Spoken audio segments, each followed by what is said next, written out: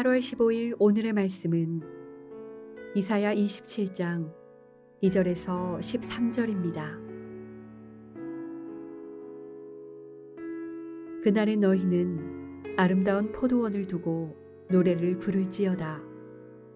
나 여호와는 포도원 지기가 되며 때때로 물을 주며 밤낮으로 간수하여 아무든지 이를 해치지 못하게 하리로다. 나는 포도원에 대하여 노함이 없나니 찔레와 가시가 나를 대적하여 싸운다 하자. 내가 그것을 밟고 모아 불사르리라. 그리하지 아니하면 내 힘을 의지하고 나와 화친하며 나와 화친할 것이니라. 후일에는 야곱의 뿌리가 박히며 이스라엘의 움이 돋고 꽃이 필 것이라. 그들이 그 결실로 지면을 채우리로다.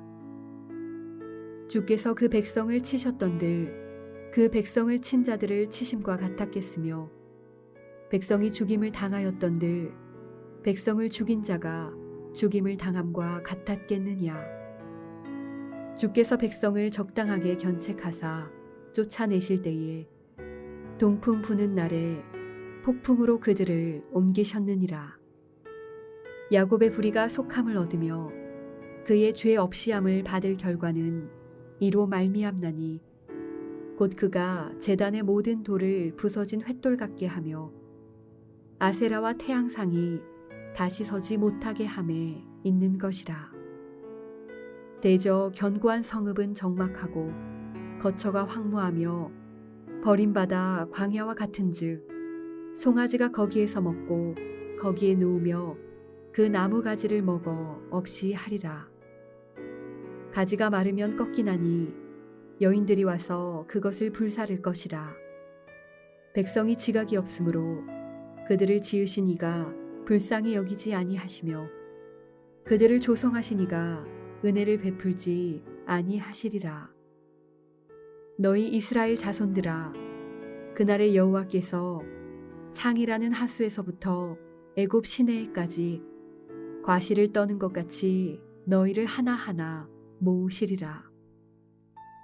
그날에 큰 나팔을 불리니 아수르 땅에서 멸망하는 자들과 애굽 땅으로 쫓겨난 자들이 돌아와서 예루살렘 성산에서 여호와께 예배하리라.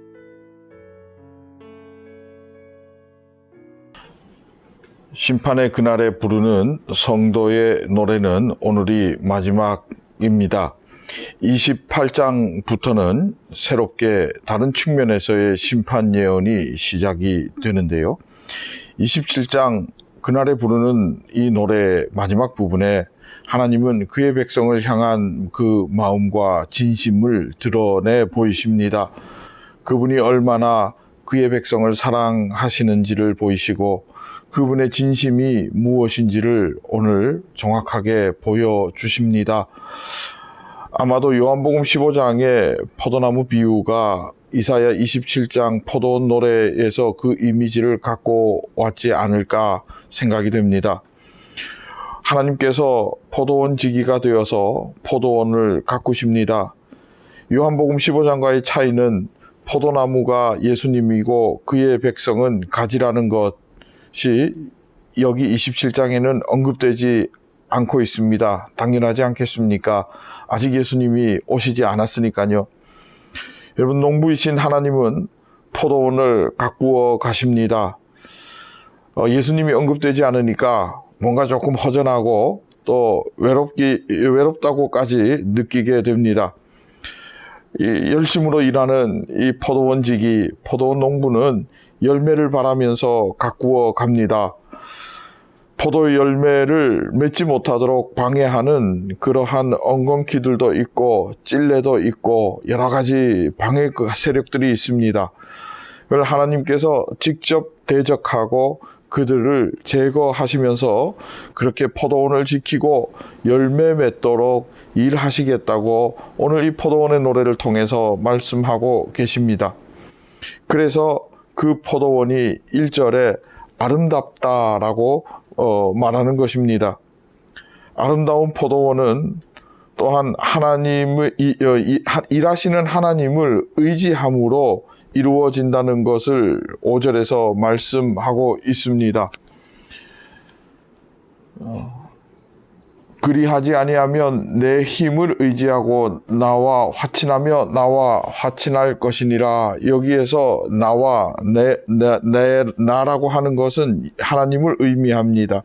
특별히 내 힘을 의지하고 라는 본문에 이 말을 원문 그대로 직역을 하면 내 보호에 매달리고 라는 뜻입니다. 의지하고는 매달리고라는 동사를 이렇게 의역한 것인데요. 이 매달리다는 단어가 쓰이는 곳이 제단뿔에 매달리다 하는 표현이 있습니다. 제단뿔을 붙들고 그 앞에 엎드렸다 하는 말은 하나님의 구원을 바라고 아주 간절하게 그리고 유일하게 하나님께서 구원자 되심을 고백하는 그러한 행동이고 표현입니다. 여러분, 하나님께서 그 포도나무에 열매를 맺지 못하게 하는 것들을 직접 제거하시기 때문에 그 포도원은 아름답게 되고요. 그리고 하나님께 이렇게 매달리고 하나님이 유일한 부신이시고 간절함이 그 포도원을 아름답게 한다라고 그렇게 말씀하십니다. 여러분, 그러니까 아름답다라는 표현은 다름 아닌 하나님의 돌보심에 의해 그 포도나무에 열매가 맺히는 상태, 그것을 아름답다라고 표현하는 것이지요.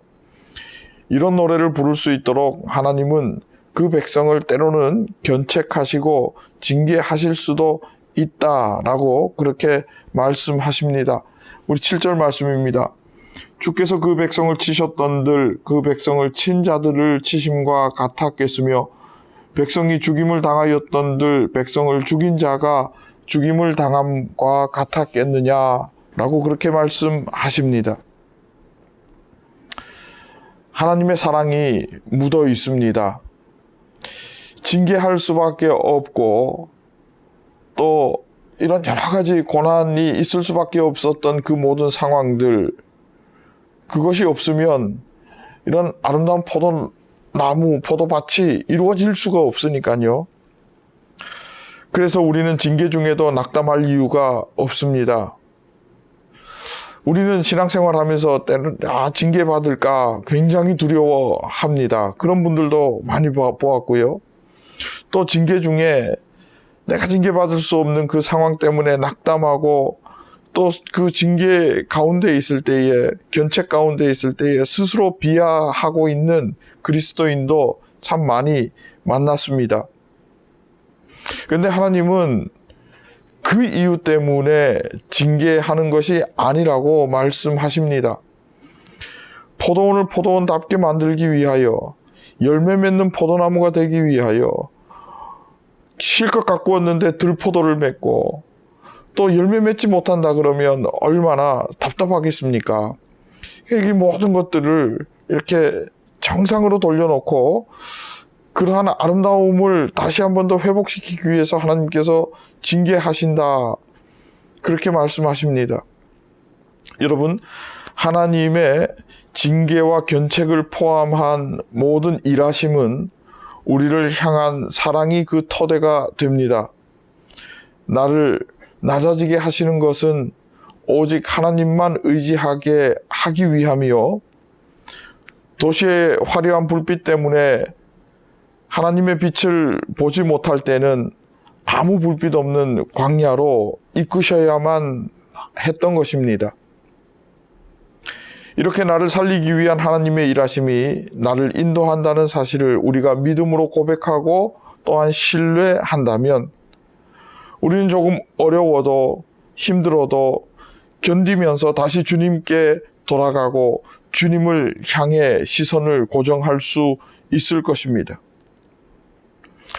하나님께서 전부 일하심의 그 모든 목적과 목표와 그 이유가 13절에 분명하게 드러납니다. 마지막 부분입니다. 아수르 땅에서 멸망하는 자들과 애굽 땅으로 쫓겨난 자들이 돌아와서 예루살렘 성산에서 여호와께 예배하리라. 여러분, 예루살렘에서 하나님께 예배한다는 것은 모든 것이 이제 정상이 되었다는 그러한 의미입니다. 단순히 우리가 분주한 가운데에 주일이 되어서 그 시간에 와서 예배드린다 하는 그런 의미가 아니라 하나님이 전부의 주관자가 되시고 우리의 주인이 되시고 우리의 삶의 인도자가 되시고 우리의 보호자 되시고 구원자 되시고 방패가 되어주시고 여세 되어주시는, 그러면서 우리는 그분의 보호 아래 있고 그분을 찬양하고 그분을 기뻐하고 그분 때문에 살아갈 이유를 발견하게 되는 그러한 관계, 그러한 삶, 그러한 인생. 여러분, 그러니까 모든 것이 예배드린다는 것은 정상이 된다라는 것을 의미합니다. 아버지의 일하심이 있음을 깨닫기를 원합니다. 아버지의 마음이지요. 여러분, 우리 주님을 사랑하십니까? 정말 주님을 사랑하십니까? 그렇다면 이 순간 잊지 마십시오. 지금 내가 주님을 사랑하는 것보다 주님의 나를 향한 사랑은 무조건 더 큽니다. 더 진합니다. 그 사랑으로 오늘도 나를 바라보시고 내가 다시 회복되어 예배자로 서기를 원하십니다. 오늘 하루 승리하시고 감사와 은혜를 한가득 품고 예배의 자리에서 만나 뵙기를 진심으로 소망합니다. 함께 기도하겠습니다. 하나님, 나를 향한 주의 사랑 내가 어찌 감당하겠습니까? 오직 그 사랑에 감격하며 주 앞에 예배자로 서기 원합니다. 하나님, 은혜 부어 주옵소서. 이를 방해하는 모든 세력들 하나님께서 대적하여 주신다 말씀하셨으니 하나님 막아주시고 제거하여 주시고, 또한 육신의 질병, 마음의 질병 모두 주님 앞에 치료받고 회복되어서 예배자로 서기에 부족함 없도록 하나님 인도하여 주옵소서. 감사드립니다. 예수님의 이름으로 기도합니다. 아멘.